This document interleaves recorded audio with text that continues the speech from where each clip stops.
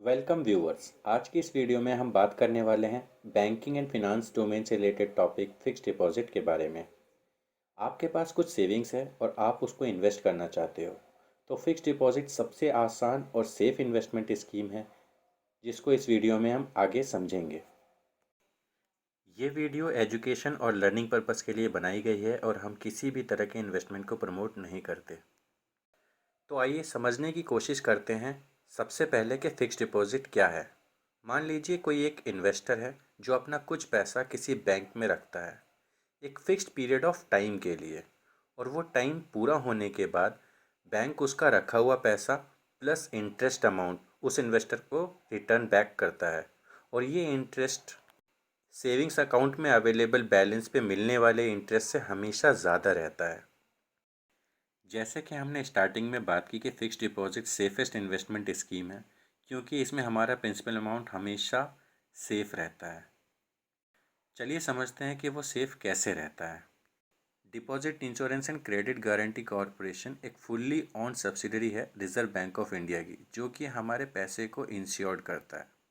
Commercial bank और foreign banks की branches जो इंडिया में अवेलेबल हैं वो deposit insurance and credit guarantee corporation insurance के अंदर आती हैं। अगर आप कहीं पर एफडी करा रहे हैं तो आपको ये हमेशा जान लेना चाहिए कि जिस बैंक में आप एफडी करा रहे हैं वो बैंक टीआईसीजीसी इंश्योर्ड है या नहीं है। आपके रेफरेंस के लिए डिस्क्रिप्शन में एक लिंक अवेलेबल है जिस पे क्लिक करके आप ये देख सकते हैं कि कौन कौन से बैंक टीआईसीजीसी इंश्योर्ड हैं।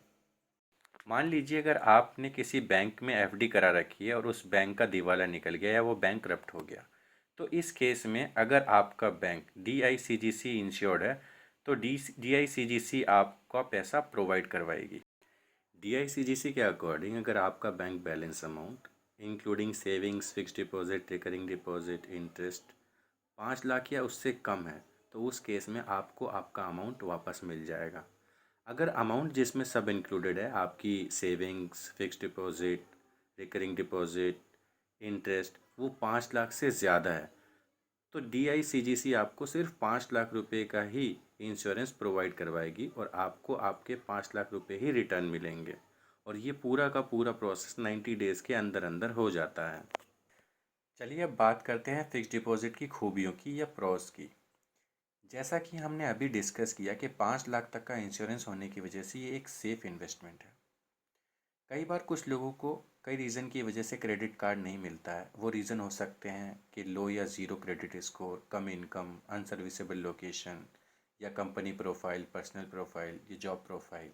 तो उन लोगों को भी एफडी के अगेंस्ट क्रेडिट कार्ड मिल जाता है जिसकी लिमिट एफडी से 75 to 85% तक की मिल जाती है।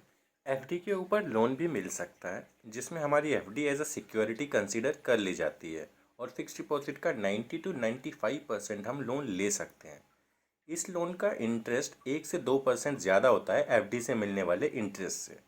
ये लोन बैंक ज़्यादातर ओवरड्राफ्ट या डिमांड लोन के फॉर्म में देती है। लिक्विडिटी इसलिए जब हम चाहें अपनी एफडी को तोड़ सकते हैं और अपना प्रिंसिपल अमाउंट अपने अकाउंट में ले सकते हैं। हर सिक्के के दो पहलू होते हैं। एफडी के कुछ प्रोज हैं तो कॉन्स भी हैं। अगर हम इंडिया की बात करते हैं तो सालाना महंगाई लगभग 7% बढ़ जाती है और एफडी आपको 4 से 6% का ही रिटर्न्स देती है। फॉर एग्ज़ाम्पल अगर हम इंडिया का इन्फ्लेशन रेट 6% माने तो आज की डेट में अगर हमारे पास 1 लाख रुपए हैं तो आज से 5 साल बाद वो 1,33,000 रुपये हो जाएगा महंगाई के हिसाब से। और एवरेज रिटर्न्स जो मिलता है फिक्स्ड डिपॉजिट पे वो है 5%।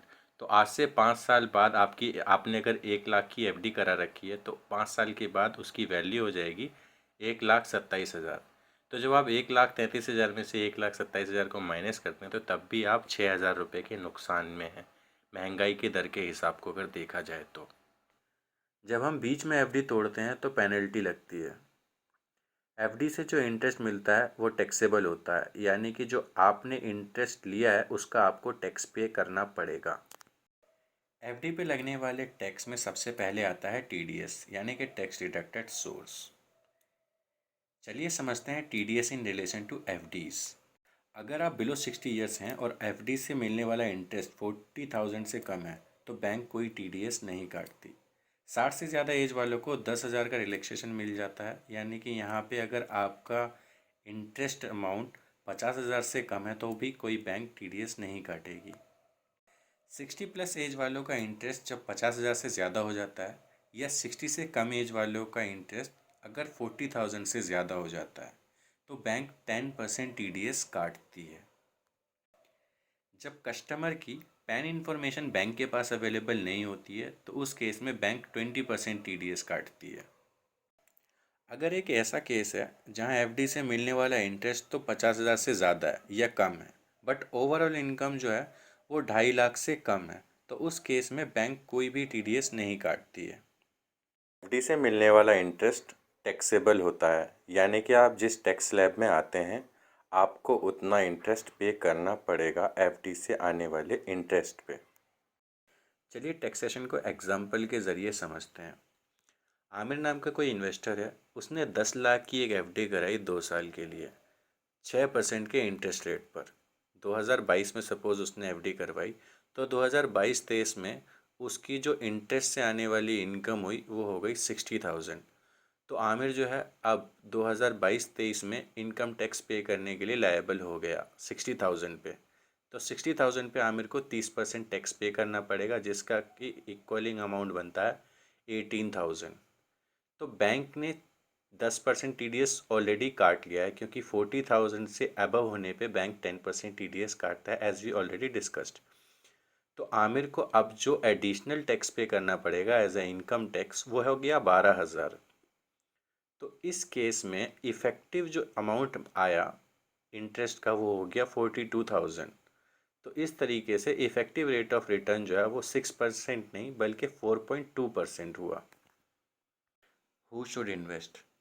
जिनको ना के बराबर नॉलेज है इन्वेस्टमेंट ऑप्शंस की वो FD में इन्वेस्ट कर सकते हैं।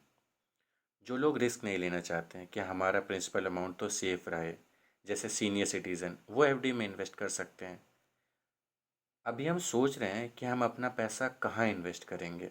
जैसा कहीं हमें लैंड परचेज़ करना है लेकिन उसकी डील जो है वो 3 महीने के बाद होने वाली है या 6 महीने के बाद होने वाली है। तो उतने टाइम के लिए उस पैसे की हम FD करा सकते हैं। तब तक हमें उस FD से कुछ रिटर्न्स भी आ जाएगा और जब वक्त आएगा डील का तो उस पैसे को हम वहाँ पे यूज़ भी कर पाएंगे। कुछ लोग FD से रेगुलर इनकम की तरह भी बेनिफिट्स लेते हैं जहाँ इंटरेस्ट मंथली मिलता रहता है। जैसे कि रिटायरमेंट पे जो पैसा मिला वो पूरा पैसा या उसमें से कुछ पैसा उसकी FD करा ली। वो FD कराने के बाद हमारा प्रिंसिपल सेफ हो गया, सिक्योर हो गया और जो उसका रिटर्न्स मंथली मिल रहा है उससे खर्चे पूरे हो रहे हैं। हम लोग वक्त ज़रूरत के लिए कुछ पैसा बचा के रखते हैं और उसको भी हम FD करा सकते हैं और वक्त पड़ने पे आसानी से निकाल भी सकते हैं। फिनंशियल टिप आज की वीडियो की है, जब भी आप कोई भी इन्वेस्टमेंट करें तो नॉमिनी ज़रूर ऐड करें।